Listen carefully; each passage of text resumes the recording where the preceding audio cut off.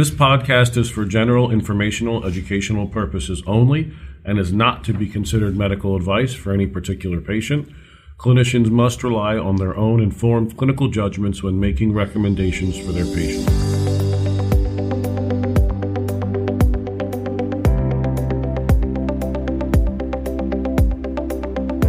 Welcome, everybody, to another episode of PHM from Pittsburgh. I am still your host, Dr. Tony Tarchichi. Now, if you're new here, we are continuing medical education podcast that's been going since October of 2016, doing content specifications for pediatric hospital medicine. Now, these are very special episodes for PHM from Pittsburgh. This is our Journal Club series. For those of you who are new to that, we've been coming to you discussing different topics on the American Board of Pediatrics content specifications for pediatric hospital medicine. And one of the areas we've been trying to figure out how to cover is the research part of the content specifications. This is the area where you critically learn how to evaluate the literature. As you can imagine, this is difficult to discuss on an audio-only podcast format. So to pull this off, we've partnered with some of our colleagues at Dell Children's Memorial Center and Dr. Falana Ling Lin, who's here with us today, and a group of experts from guests from both the University of Texas at Austin and the University of Pittsburgh. And you're going to meet them throughout this series. Now, this episodes are episodes 8 and 9 if you're keeping track, or episodes 8. We're going to also record episode 9 after this. So if you're keeping track at home, we are going to be talking about common statistical tests like the student t-test, ANOVA, chi-squared, nonparametric tests. So without further ado, allow me to introduce our guest who's going to help us with this. As I said, Dr. Falana Ling Lin is with us today. We're very fortunate to have her. She's an associate professor at UPMC Children's Hospital of Pittsburgh, the Division of Pediatric Infectious Diseases. She has a master's in clinical research from the University of Pittsburgh. She wears several hats. She's an accomplished physician scientist with expertise in the host pathogen interaction with Mycobacterium tuberculosis and TB-HIV co-infection. She's the primary investigator of a nationwide multi-centered pediatric study group examining the changes in the seroprevalence of invasive pneumococcal infections in children over the last several decades. As the Pediatric Infectious Disease Fellowship Director, she's very deeply committed to the clinical research and academic education of her fellows and now us. So, Ling, thank you very much for joining us. Thanks, Tony. So if you are just joining us, I hope you've been listening to the episodes before because they cover pretty basic and important concepts in how we look at the appraisal of the literature. And what we're going to do today is actually fairly deep into the procedures that are used for statistical analysis. So I'm going to be using as an example the Courtney et al. Paper. Before we keep going, we got to do our disclosures. Oh, that's sorry. A CME. That's okay. I'll go first, kick it out to you. For Sanofi company, I was on an advisory board committee for increasing vaccinations in immunocompromised patients. And I'm on the advisory board for nothing. I do have a specific honorarium from the National Institutes of Health for more as a peer review than anything else. The pneumococcal studies that we do were at one point paid for or funded by Pfizer, but they are really investigator-driven. So I have no specific conflicts. All right, and you were saying. Yeah. So if you haven't listened in a while, because I tend to pick up and drop podcasts depending on how I'm feeling or where I'm driving, just remember that we covered some important key concepts about the critical appraisal of the literature in the previous episodes. If not, I am going to try to reiterate some of those concepts as we go through. And I think really the best way to learn about these concepts is actually to read a good article. So what we're going to be using as the example today is by Courtney et al., published in Hospital Pediatrics in 2022. And the title of it is called Bolus versus Continuous Nasogastric Feeds for Infants with Bronchiolitis, a Randomized Trial. This is a trial that was done in Australia and focused on infants who were 12 months or less of age with bronchiolitis. And the key question is whether or not they should be fed by NG, or whether or not their NG feed should be fed by continuous feeding or bolus feeding in a bronchiolytic. It sounds like in Australia that there had been some bias towards one type of feeding versus the other. And I have to admit, Tony, I haven't done general peds in a while. What do you guys do? Well, we don't follow Australia's model. Typically, when we have a bronchiolytic patient, we'll use IV fluids for the most part in the U.S. It's very different in Australia. They'll primarily use NG tube feeds. And if we start NG tube feeds on an infant for hydration purposes, for one reason or another, typically, unless there's a GI issue, I'll start with bolus feeds. If there's vomiting or pain or something, I will start with slow continuous feeds and then build up to more physiologic bolus feeds. So I guess the teaching lesson here is that if you're reading an article, know if it's generalizable to your population, right? So if you pretty much are never going to use NG feeds, then maybe it doesn't matter. But we will simply use this study as a guide to how do I prove one way or the other? Are bolus feeds the same or different than continuous NG feeds? And so their hypothesis in Australia is that continuous feeds would ultimately end up with an increased length of stay in the hospital compared to bolus feeds. So clearly there's a preference towards bolus feeds and not continuous feeds in their population. But what they really want to ask is, are they different or not? So that's their hypothesis that they pretty much lay out for you. And their primary endpoint is a measurement is the length of hospital stay. So this is the key measurement that they're using as the outcome for this paper. And the reason it's so important is that what you choose for your primary endpoint is critical.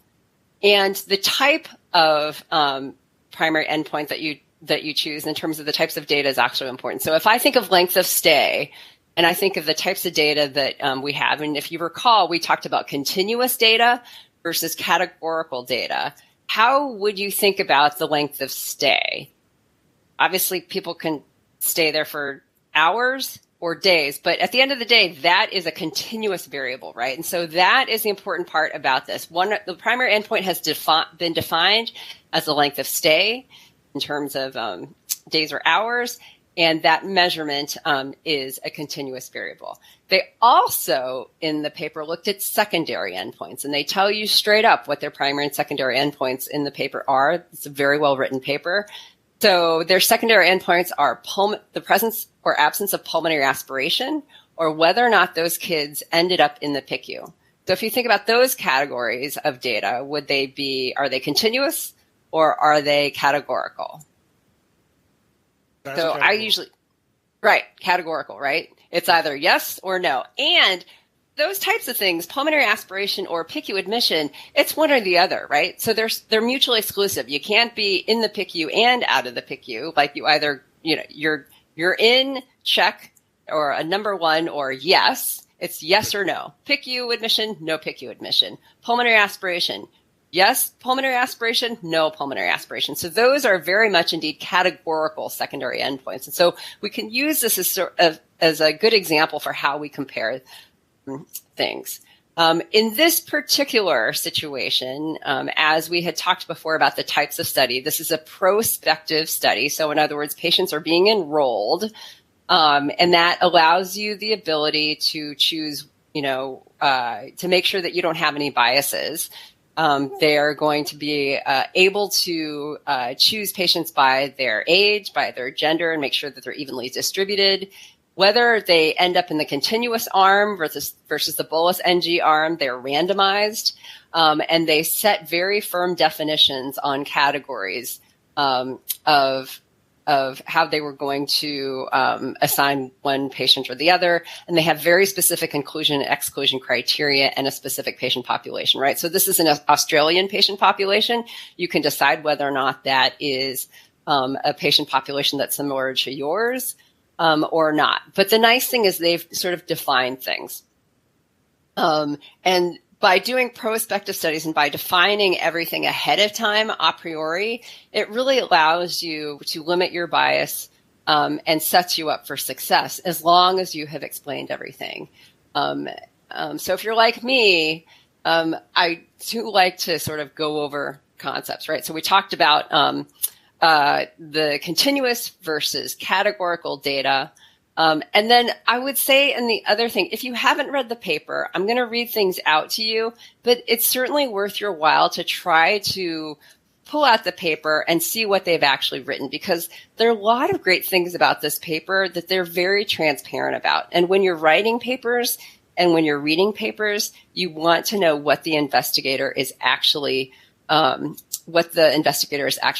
So let me just take a little bit of time and read to you what they wrote about their sample size, because this becomes important. A lot of times you can say, well, how many people do we need? Do we need 100 participants? Do we need 5 participants? Is that going to be robust enough?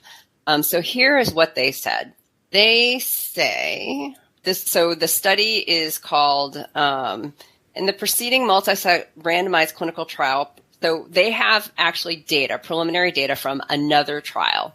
In the preceding multi-site randomized clinical trial performed by the perhaps should be Pediatric, as it is a formal name of their group, not just the Australian spelling, don't ask me. Pediatric Research and Emergency Department International Collaborative Group, so the PREDICT group in Australia. They have data from 2009 to 2011, where they have the mean length of stay in 381 infants with bronchiolitis requiring NG feeds as 85 hours.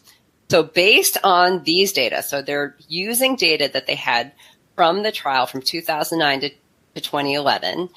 Based on these data, 93 participants per group were required to demonstrate a difference of length of stay of 1 day or 24 hours with the power of 80% at a significance level of 5% by using a two-sided independent t-test.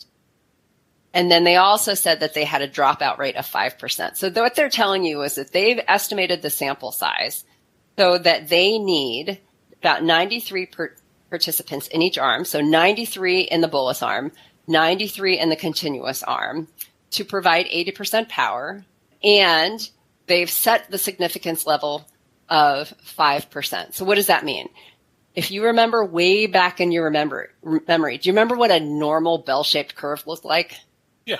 Right. So Tony's drawing this nice bell-shaped curve that none of us could see, but I know that we all have this throwback from medical school about what a nice bell-shaped curve looks like. It means the height of the curve at the peak is smack dab in the middle, and it's tapered at both ends. And so when they say significance level of 5%, remember those two ends way back when in first year medical school when you had to take statistics, that the one end, the lower end, was 2.5% of that bell curve, and then the higher end was 2.5 of that bell-shaped curve. Those two tapered ends basically mean that those are the extremes of what would be considered normal. In other words, if I choose a significance level of 5%, that means what I'm saying is that by p-value, as we'll talk about a little bit later, the p-value of, we're using a significance level or p-value of 5%. That means that p-value is telling me what the likelihood that my findings are by chance alone. So if my p-value is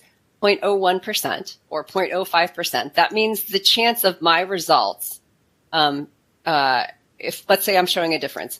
If I'm showing a difference and my p-value is less than or equal to 0.05 or 5%. That means the chance that this is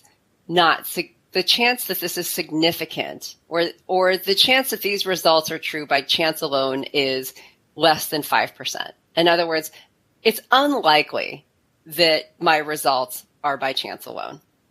And if I say it's two-sided, it means that I'm basically saying that these two groups, continuous and bolus, it's possible that one is higher than the other. It's possible that one is lower than the other in terms of length of stay.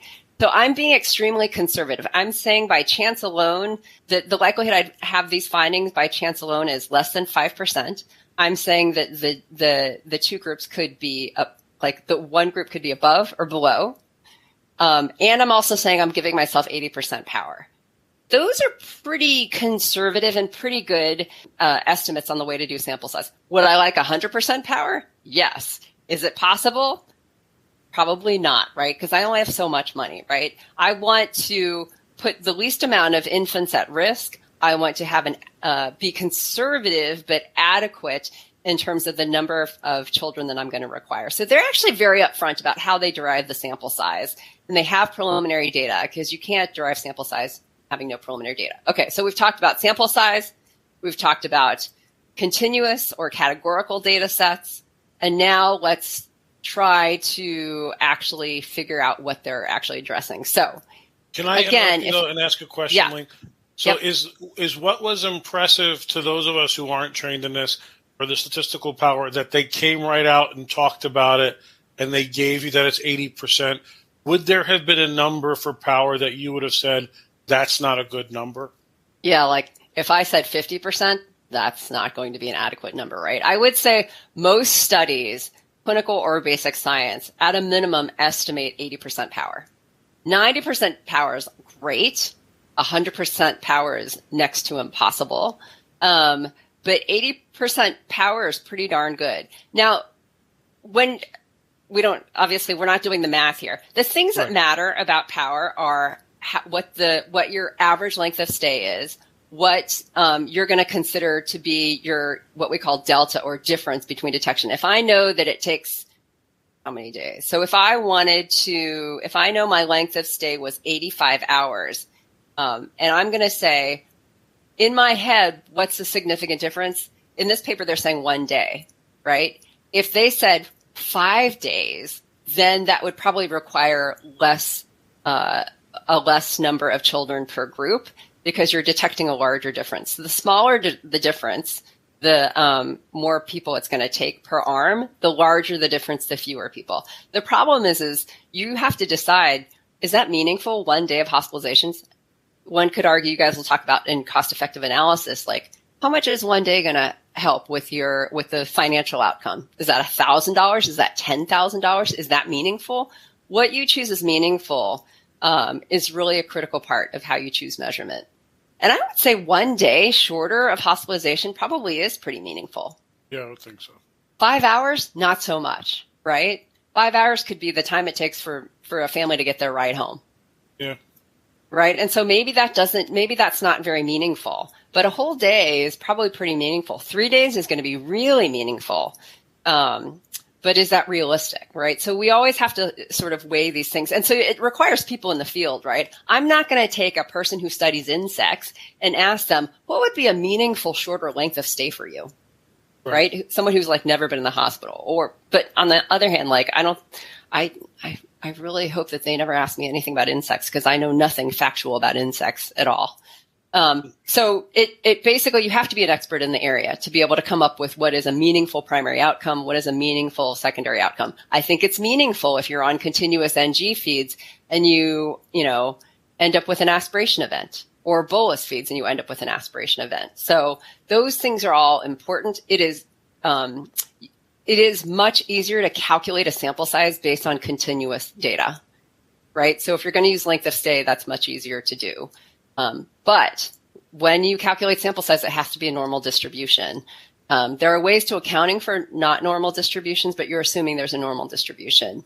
So there are always assumptions and rules that you have to abide by in order to do your analysis. Okay, so in the paper, they also tell you what they're doing. Right. So there is an area that they talk to you about how they're going to do their analysis. They basically say that descriptive statistics were presented for continuous data using the mean and the standard deviation, or the median and the interquartile range if they're not normally distributed. So if you remember that bell-shaped curve that we all drew that no one can see, we'll call it an error curve. Yes. Remember that a normal distribution means the peak height is the mean, and you have an equal distribution of data on the left side and the right side of that, right? So in other words, you have a robust degree of data that's equal on both sides. If I took all of the data and I basically put it on a scatter plot, you would have a perfect bell curve. And when you do that, when you have a normal distribution, that means the mean, or the arithmetic mean, basically is the mean of your data. And the standard deviation, if you remember there's like one standard deviation and two standard deviations from the mean way back when. I'm sorry if I'm giving you post-traumatic stress from med school. So two standard deviations from the mean means that if it's within two standard deviations of the mean, that means that accounts for 95% of the data, right? You have basically a nice bell-shaped curve that encompasses a majority of the data. If you don't, let's say your data skewed one direction or the other, then really the closest truth of a mean is the median. So the median, basically, if I were to basically take all of the data and split it out, even though it's a little bit skewed, the median is that middle data point. And so if you have a normal distribution, you use mean and standard deviation. If it's a non-normal distribution, you use median and interquartile range to basically tell you what the dynamic range of the data are. So that's descriptive statistics, and that's the basics of descriptive statistics. The nice thing is they wrote it out for you. They're telling you exactly what they're doing with the numbers. And then they tell you that they actually are going to take the data and they're going to test it for normality.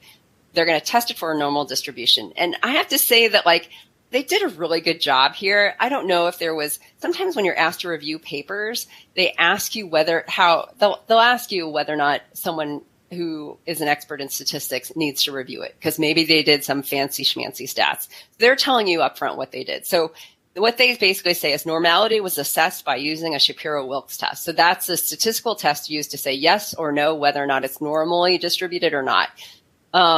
Just to keep everyone I don't know. Sometimes they do this. Normal distribution basically means parametric distribution. If you see the word parametric distribution, it basically means normal distribution. I don't know why there are all these synonyms. If you see non-normal or non-parametric, they mean the same thing. Non-parametric analyses are analyses used for non-normally distributed data.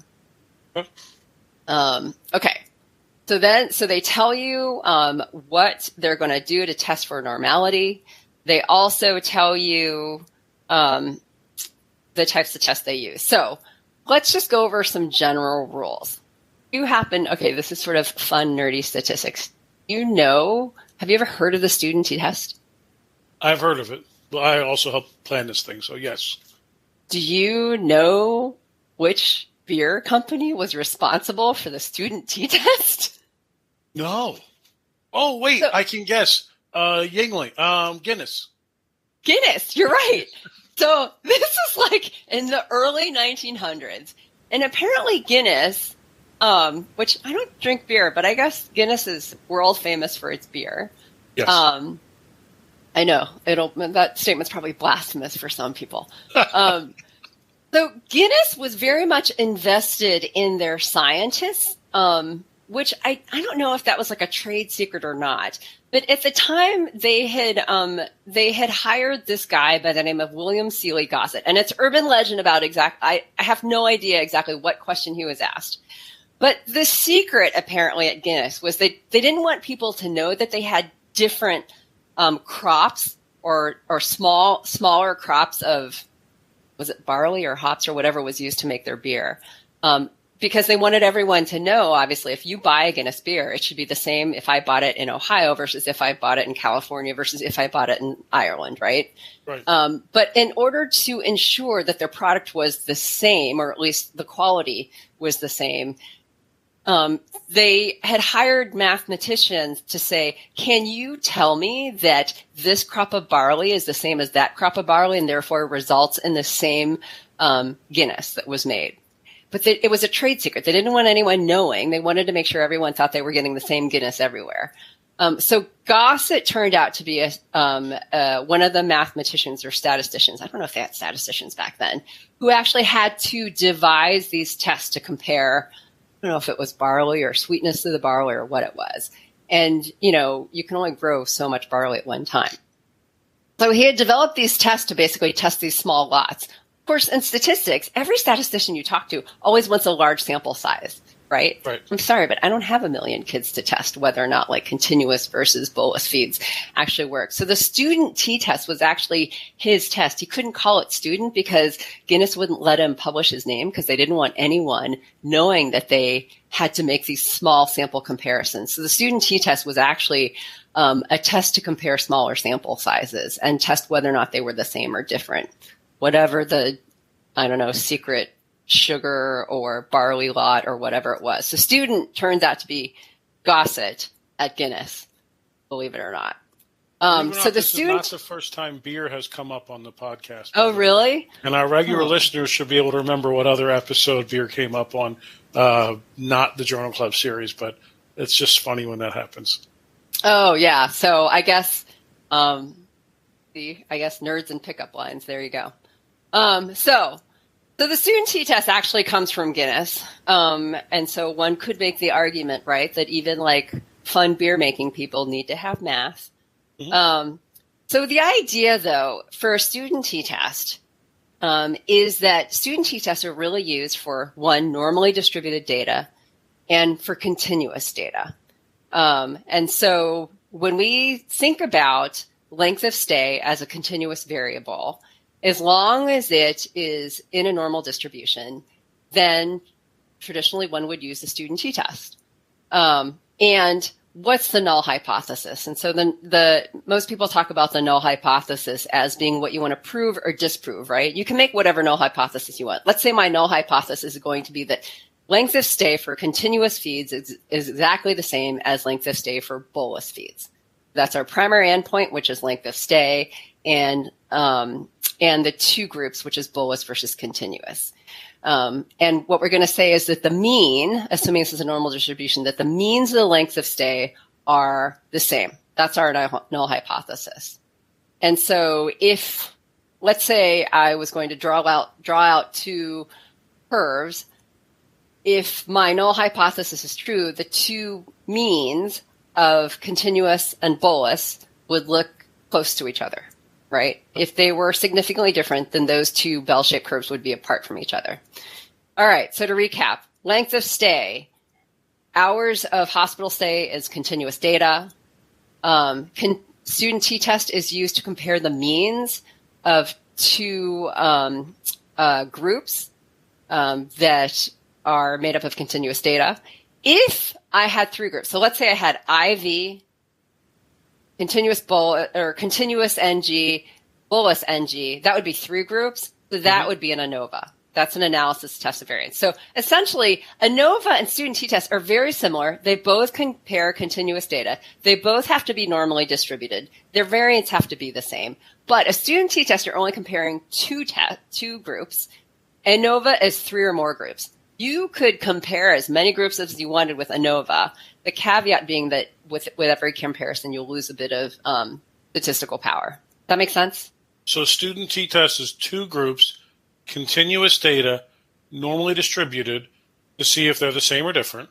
Right. And ANOVA is more than two, continuous data, normally distributed. And you can compare as many as you need to at that point to see the differences in the mean. Right. I think people get hung up on ANOVAs for good reason because they're way more complicated because we're not responsible for doing the stats, which is why you always have to have a stats collaborator, always have a partner that's smarter than you. Just note that the ANOVA is to compare more than two groups and the student T is to compare two groups. All right. So what about the study? So in their groups for length of stay, they had So they basically enrolled patients. They had their adequate sample size that they estimated for. So remember where I said 93 participants per group and a dropout rate of 5%. So basically they knew they were going to lose 5%. So they aimed for 100 in each group. So after all is said and done, if you look at their table or their figure, their first figure, and again, I think it's a really good example of how papers should be done. They actually tell you how many they enrolled, how many they excluded, what they excluded them for, how many participants ended up in each arm.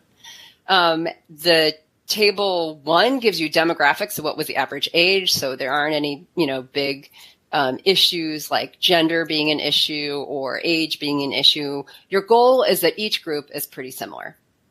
And the luxury of having prospective trials is that you can sort of design it that way. So at the end of the day, their primary endpoint, median length of stay for continuous NG feeds, 56 days.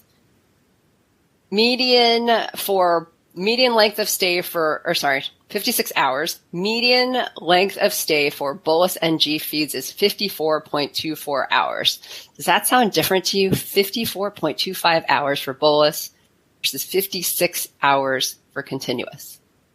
Well, the honest answer to that question is it depends. If I'm back in November, October, December of last year, when we were overrun with patients, that at 1.8 hours is helpful.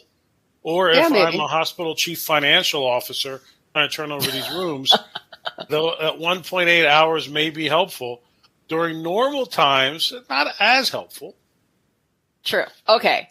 So let's go back to the methods section. Remember what they said. Normality was assessed by using a Shapiro-Wilk. So what they did, take all the data in each group and they line it up and they say, is this normally distributed? It turns out it was not normally distributed. So what we thought we were going to do, student t-tests. So then what do you do? All right. So what do you do if your data is not normally distributed, but you have continuous data? What you do traditionally is what's called a Mann-Whitney U or rank sum test. This is sort of the standard, right? The reason it's called rank sum is because the data aren't normally distributed, we can't actually use each number for number. We end up ranking the data. And so you rank the data in the continuous group and you rank the data in the bolus group.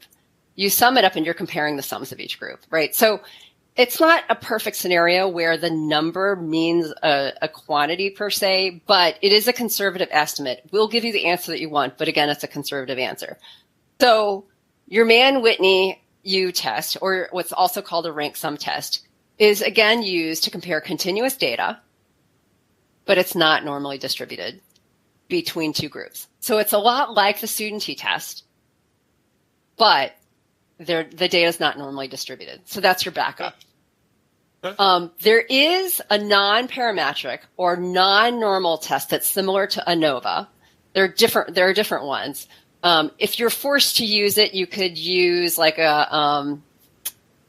I'm blanking on what the name is, but there is a test that you can use if you want an ANOVA-like test, but the data are non-normally distributed. All right, so now we got all the data, we enrolled all the patients. Darn it, our data turns out not to be normally distributed. So now we go with a Mann-Whitney rank, right? It is like the disadvantages has a little less statistical power than the student t-test. And you know that, they looked for a median of 1 day. They didn't see that necessarily. But the question is whether or not 56 hours versus 54.25 hours is different. Remember, that was the goal, right? All right. So they do their Mann-Whitney, and it turns out that their p-value was greater than 0.05. So it turns out there's no difference. That's their ultimate conclusion, right? That there is no difference in the length of stay. So let's just go over what we talked about before, know your measurements, right? So when we looked at the primary endpoint for the study, the primary endpoint was length of stay, which is continuous. The secondary endpoints, which we'll talk about in a little bit, were categorical, yes or no, basically. They had intended, I'm sure, to use the student t-test in order to compare continuous data that were normally distributed between two groups. But instead, it turns out they used a test to look for normality. It turns out they did not meet the criteria for normality, so they went with a Mann-Whitney U test, which is basically like a student t-test, but for non-parametric data. And then just as extra gravy, we learned that an ANOVA test is used for normally distributed data, but to compare 3 or more groups. And then just remember that there is a nonparametric or non-normally distributed test where you can compare 3 or more groups. Aha, right, I wrote it down. It's called a Crisco-Wallace. Whenever you do these multiple comparisons, just remember that, I think this is what we call p-value shopping, which you should never do. Some people like shopping. This type of shopping is a total no-no, right? So if I compare 2 groups and I do a study and I say, I'm only going to compare these 2 groups, fine, done. I know exactly, what I've estimated. I know that I'm setting my p-value at less than or equal to 0.05, which is my probability. But remember, if I decide to test, let's say I decide to test group A from group B. Let's say I have 5 groups. I'm going to test group A to group B to group C to group D, and so on and so forth. That means every time I run that test, I run the risk of a type 1 error. So do not do multiple comparisons when you don't need to. It will devalue your the analysis that you're doing and increase your rate of type 1 error. Every time you make a comparison, you're potentially decreasing your type 1 error. So sometimes you'll see it written as alpha was adjusted for multiple comparisons. That's why. So if I do 2 comparisons, that means my p-value that I'm going to call significant, or the threshold, just went down from 0.05 to 0.025. If I do 3 comparisons, the p-value I'm going to use to be conservative is going to go down even more. So do not p-value shop. When you design a study, you're going to say, this is my primary comparison. That's it. Stop comparing. Don't get FOMO. Great advice. All right. So we're going to take a break here and then go on to the next episode. I just want to make sure that everyone has been reminded of continuous data, normal distribution, what a student t-test is, and remember where the student t-test originated from. But remember, we're not paying any rights to Guinness. That's true. Blake, this has been great. This is a wonderful episode 8. Thank you so much. And to give our Australian colleagues even more credit, they have led the way on these NG tube feeds for bronchiolitis research. And after Hurricane Maria, if you remember that in Puerto Rico, it devastated the island, which is primarily where all the U.S. IV fluids came from. So we had an IV fluid shortage, and we turned to our Australian colleagues' data to use NG tube feeds for our bronchiolitis patients that year, because we didn't have IV fluid. So thank you to them, and we will see you all for episode 9. Thank you, Ling. Sure. Thank you for joining us for this Journal Club series at PHM from Pittsburgh. We want to especially thank our expert guests for their time. Special thanks to the University of Pittsburgh for sponsoring the CME for this podcast, and UPMC Children's Hospital of Pittsburgh for supporting this podcast as well. We want to thank our friends at Dell Children's Medical Center and the University of Texas at Austin for their partnership on this endeavor. Please email my dad at tony.tarchichi@chp.edu with any questions or comments. And as always, thank you for listening!